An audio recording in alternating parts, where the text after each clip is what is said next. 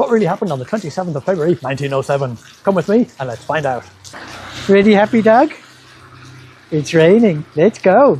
That was the date on which Carl Jung and Sigmund Freud met for the very first time in Vienna, a meeting of minds that nearly broke both men. The problem was that they'd also invited Freud's best friend and the inventor of spreadable ice cream, my great-great-great-great-great-great-grandfather, Puccini Delaney. When they arrived in Vienna, Delaney fell in love with the owner of the hotel they were staying in, Nellie Christmas. The three men had sworn off women for the weekend in order to have big chats about important things, but Delaney couldn't help himself. The way Nellie's nose crinkled when she smiled at him made his heart go wonky, and the wink she gave him with his room key told him she felt the same way. But for the sake of the future of psychological analysis, they decided they'd be discreet. I mean, look, Freud and Jung would probably never have been best friends anyway. Jung couldn't stand the way Freud kept smoking cigars, and Freud couldn't stand the way Jung kept going on about the time he'd once seen the ghost of his mother one night, but then he'd refuse to talk about it whenever Freud asked. But anyway, Delaney and Nellie holed up in Delaney's bedroom, trying to make the best of things. Vienna was going through a bit of an unseasonable hot spell at the time, and Nellie said she was very hot.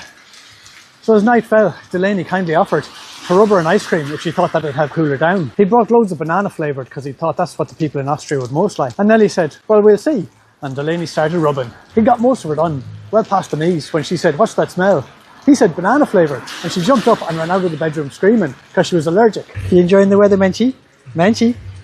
Unfortunately, Nellie ran out of the bedroom just as Jung was coming out of his bedroom to go over to tell Freud about a dream he'd just had. When he saw a strange, pale, screaming figure, he thought it was the ghost of his mother come back again to get him, and he dived out the nearest window. Only landing on a clutch of small chicken saved his life, but he was never the same again afterwards. And then Freud came out of his room, effing and blinding at the commotion. He stopped when he saw Nellie in the hallway, wearing nothing but ice cream, but when he went towards her, he slipped on a melted bit. It sent him flying headfirst into the wall, in the world's first Freudian slip. And Freud obviously must have thought it was the ghost of Jung's mother that was responsible as well, because after that, Freud wanted to blame mothers for everything. So the two men split acrimoniously instead of teaming up, and the science of psychological analysis was only getting things half right for decades. But sure, you can't blame Delaney for that. The whole thing would probably never have happened if they'd been sensible and invited some women along in the first place. And anyway, Delaney died the next morning when Nellie's husband came round and made him eat, at gunpoint, all the rest of his banana flavoured ice cream.